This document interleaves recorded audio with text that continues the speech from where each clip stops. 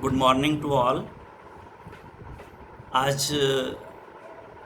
Second year AHDP second semester gynaecology में कल जैसा मैंने आपको बताया था, कल हम जो है डिजीज़ ऑफ रिप्रोडक्टिव सिस्टम में आज सबसे पहला जो है वो डिस्कस करने जा रहे हैं, वो है मेट्राइटिस। मेट्राइटिस यानी कि गर्भाशय की सूजन, बच्चेदानी की सूजन, मेट्राइटिस। परिभाषा ये गर्भाशय की सूजन नामक रोग है जिसमें पशु के हल्का बुखार हो जाता है तथा योनि मार्ग द्वारा पीला मवाद युक्त स्राव आता है। मुख्य रूप से बीमारी संभोग के बाद अथवा प्रसव के बाद होती है। संभोग के बाद क्यों? क्योंकि जब हम नेचुरल जो है वो क्रॉस करवा के लाते हैं गाय को, तो अगर जो सांड है वो बीमारी लिए हुए है, क्योंकि जो जितने भी ये जो बीमारियां हैं, क्वाइटल डिजीजेज, क्वाइटस से होने वाली, संभोग से होने वाली, तो उस समय जानवर जो है विशेष उसका लक्षण होता है जोर मारने लग जाता है, क्योंकि अंदर इरिटेशन होता है। इन्फेक्शन था और वो जो गोदा है वो गाय को इन्फेक्शन दे गया।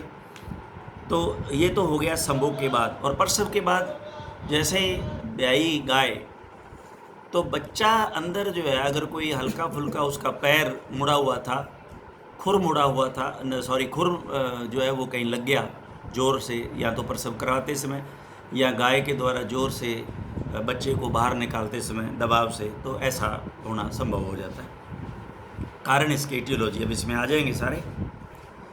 प्रसव के बाद कुछ जीवाणु के संक्रमण के कारण यह रोग मुख्य रूप से पाया जाता है, जैसे स्ट्रेप्टोकोकाई, ट्राइकोमोनाज फीटस, ये हमने पढ़ रखे हैं। ब्रुसेलोसिस विब्रियो फीटस यानी कि विब्रियोसिस, ये हमने पढ़ रखी हैं बीमारियां। अब तो ये आपको समझ में आ जानी चाहिए, जिसमें गर्भपात, रिटेंशन ऑफ प्लेसेंटा, क्योंकि जेर का नहीं गिरना तो निकालना हाथ से, कष्टदायक प्रसव, मैंने अभी ऊपर आपको बताया, प्रीमेच्योर बर्थ, गर्भकाल के पूर्व प्रसव हो जाना, और ट्विन्स होना, जुड़वे बच्चे होना, कृत्रिम गर्भाधान अथवा अन्य कारणों व उपकरणों से प्रजनन अंगों को चोट लगना, जैसे सर्विक्स व वजाइना को, कि अनट्रेंड जो है वो लेकर के जार चले जाते हैं, और गन जो है वो ना तो स्टरलाइज करते हैं, पता नहीं है कैसे इसको स्टरलाइज करना है, और जब उसको पास करते हैं गन को, तो कहीं ना कहीं जो है वो इंजरी कर देते हैं। एक्चुअल में उनको पूरा जेनाइटेलिया का नॉलेज नहीं होता। सड़े हुए भ्रूण के कारण और हार्मोनल असंतुलन, इम्बैलेंस ऑफ हार्मोन्स के कारण ये कारण है इसके। सिम्टम इसमें मुख्य रूप से यह बीमारी प्रसव क्रिया के बाद में ही उक्त कारणों से निम्न लक्षणों से देखी गई है। पशु के योनि मार्ग द्वारा गंदा बदबूदार मवाद युक्त रक्तस्राव गिरता है। जब पशु बैठता है, मूत्र व मल गिरता है, तो इसकी मात्रा अधिक निकलती है। इस रोग में पशु की मध चक्र ईस्टर साइकिल साधारण नॉर्मल भी हो सकती है अथवा छोटी शॉर्ट भी हो सकती है। इसके मुख्य कारण trichomoniosis, vibriosis, early embryonic death, maceration of the foetus आदि होते हैं। मैसिरेशन मैंने आपको बताया था, मम्मीफिकेशन और मैसिरेशन, और अच्छी तरह से आगे हम पढ़ेंगे उसको, लेकिन आपको समझाया गया है। यदि पशु का गुदा मार्ग द्वारा परीक्षण करें तो क्या महसूस होगा? गर्भाशय यानी कि बच्चेदानी की दीवार जो है वो मोटी भारी बड़ी महसूस होगी। गर्भाशय को थोड़ा ऊपर उठावें तो मवाद आदि स्राव योनि मार्ग से बाहर आता है। इस बीमारी में यूट्रस का इन्वोल्यूशन देरी से होता है। ताव अथवा मध्यकाल के दौरान योनि मार्ग से मवाद के कतरे फ्लैक्स आ सकते हैं। वल्वा में दर्दयुक्त सूजन होती है। पशु बार बार ताव में हीट में आता रहता तथा गर्भधारण नहीं करता, क्योंकि इन्फेक्शन है अंदर, मेट्राइटिस। निदान, डायग्नोसिस, प्रसव की जेर के रुकने तथा मवाद आदि के गिरने की हिस्ट्री व क्लिनिकल लक्षणों के आधार पर गुदा मार्ग द्वारा परीक्षण, स्त्राव की जीवाणु आदि प्रयोगशाला जांच भी करवा करके हम इसका निदान डायग्नोज कर सकते हैं। ट्रीटमेंट इसमें ये बहुत ज़्यादा इम्पोर्टेंट है, इसको निशान लगाएं, मार्क करें इसको। उपचार इसका पोविडिन 5% सोल्यूशन 30 to 50 ml इंट्रायूट्राइन देते हैं। Amoxicillin plus cloxacillin 100 milligram, distil water 50 ml, इसको हम इंट्रायूट्राइन देते हैं। इस मिक्सचर को गर्भाशय में 3 से 4 दिन तक जो है वो, कभी कभी 5 दिन, 3 से 4 दिन ही होता है, क्योंकि तीसरे या चौथे दिन के बाद में सर्विक्स बंद होना शुरू हो जाती है, बंदी हो जाती है।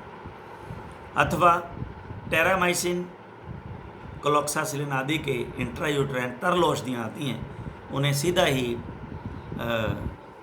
सर्विक्स में, यूट्रस में डाला जाता है 3-4 दिन तक। अथवा मेट्रानिडाजोल प्लस जेंटामाइसिन इंट्रायूट्राइन 3 से 4 दिन तक इसको देते हैं। तो ये जो मेट्रानिडाजोल है एनारोबिक कंडीशन के लिए है, जेंटामाइसिन या ये जो एंटीबायोटिक दूसरी हैं वो एरोबिक कंडीशन के लिए है। गर्भाशय में संकुचन करने हेतु एक्बोलिक्स, अब ये एक्बोलिक्स भी पशु को पिलाते हैं। एक्बोलिक्स वो मेडिसिन है जो यूट्रस से, जो उसमें यूट्रस में कुछ भरा हुआ है उसको बाहर निकालते हैं, बाहर निकालने के काम आती हैं दवाइयाँ, खाली करते हैं यूट्रस को, उन्हें एक्बोलिक्स कहते हैं। पिला में जैसे यूट्रोटॉन या रिप्लेंटा आदि जो है वो देते हैं।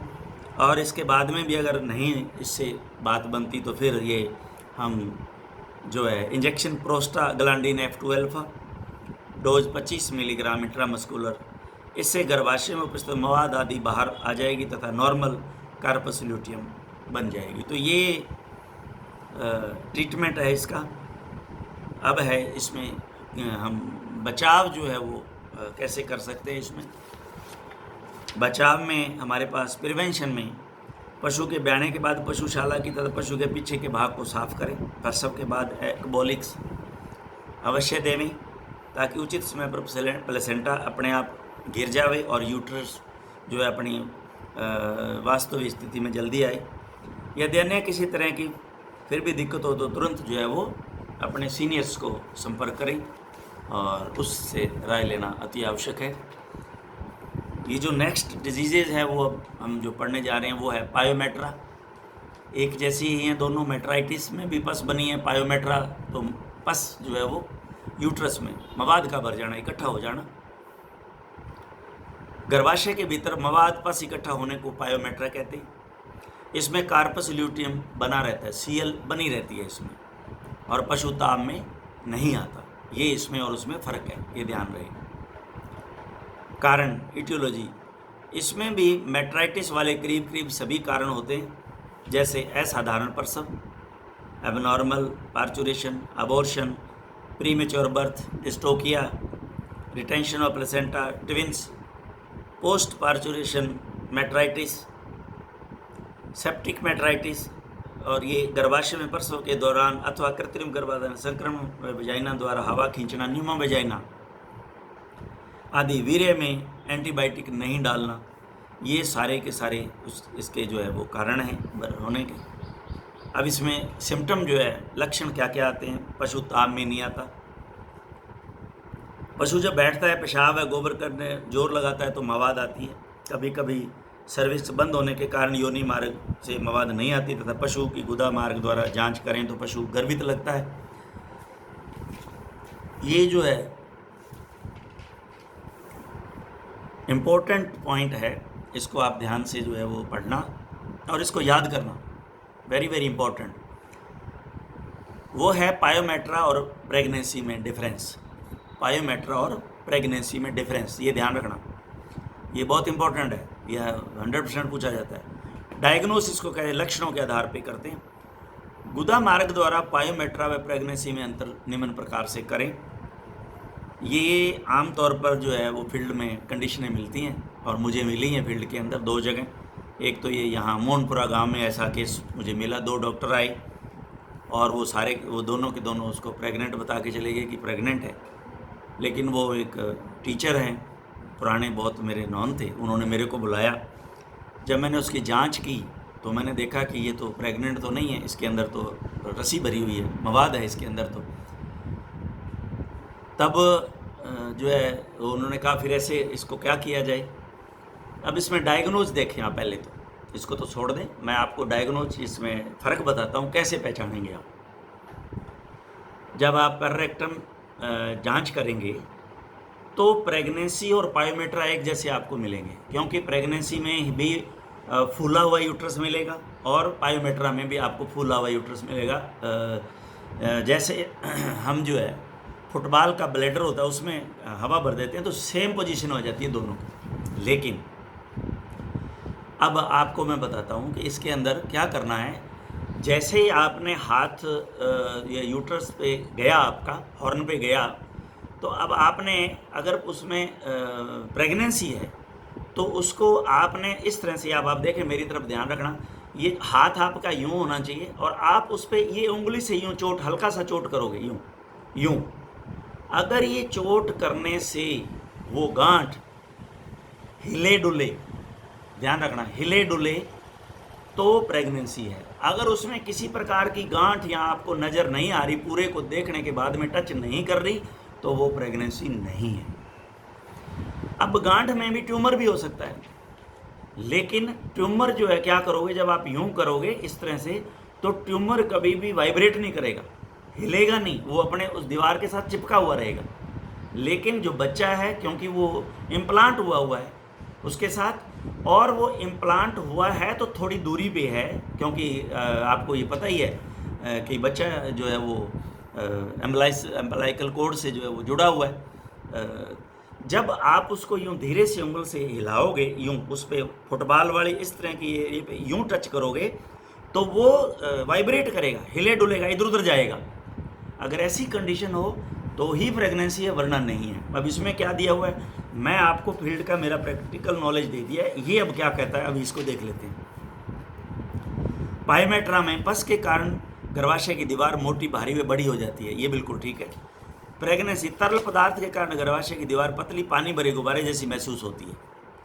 गर्भाशय को पायोमेट्रा में अंगूठे व अंगुली से दबाएं तो प्लेसेंटा महसूस नहीं होता। यस, ये बिल्कुल ठीक है, इधर इसका प्लेसेंटा महसूस होगा।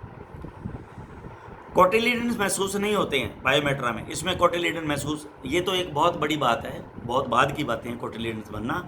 लेकिन जो मैंने आपको बताया वो शुरू में, आपको ये गर्भाशय की धमनी महसूस नहीं होती इसमें, लेकिन गर्भाशय की धमनी इसमें प्रेगनेंसी में महसूस होती है, तथा उसमें पल्स महसूस नहीं होती, इसमें पल्स महसूस होती है। गर्भाशय में बच्चा महसूस नहीं होता पायोमेट्रा में, ये बिल्कुल ठीक है। अब ये इसको महसूस करने का तरीका मैंने आपको बता दिया, और प्रेगनेंसी में गर्भाशय में बच्चा महसूस होता है।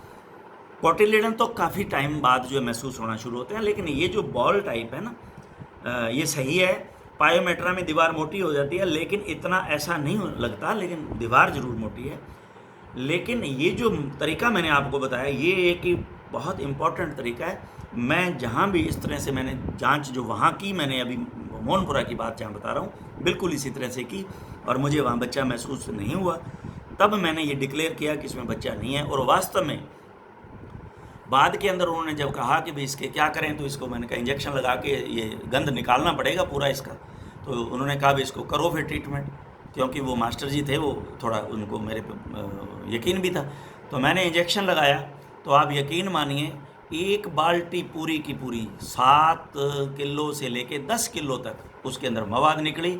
और उन्होंने मेरे को बुला के वो दिखाई कि देखो डॉक्टर साहब, आपने इंजेक्शन लगाया और ये जो है हालात हुई इसकी। तो मैंने कहा भाई अगर ऐसा ये पड़ी रहती तो ये इसी तरह से चलता रहता, आपको पता नहीं चलना था। ये एक बहुत बड़ा गलत जो है वो डिसीजन दिया गया। तो इसलिए ये जो बात है इसको बड़े ध्यान से, यहाँ भी आपको प्रैक्टिकल बताऊँगा मैं, ले जाएंगे आपको, जब ये पीडी करवाएंगे तो आपको इसके बारे में भी समझाएंगे। ट्रीटमेंट, उपचार, इस रोग में उपचार के नियमित सिद्धांत, गर्भाशय का संकुचन बढ़ाना, क्योंकि मैंने वही काम किया, इंजेक्शन लगाया तो संकुचन बढ़ गया, तो पस को बाहर फेंक दिया उसने। सीएल को सिकोड़ना रिग्रेस है तो दवा देना, गर्भाशय में इन्फेक्शन को दूर करने हेतु एंटीबायोटिक, लेकिन वो तो सर्विक्स का मुंह खुलेगा तब एंटीबायोटिक डालेंगे ना, उसके बाद में एंटीबायोटिक से उसको 5 दिन ट्रीटमेंट जो है वो किया गया। तो ये आज हमारी 2 डिजीजेज हो गई हैं, मेट्राइटिस और पायोमेट्रा। तो इनमें ये जो डिफरेंस है, it is very very important, इसको आप बड़े ध्यान से जो है पढ़ें। Thank you very much.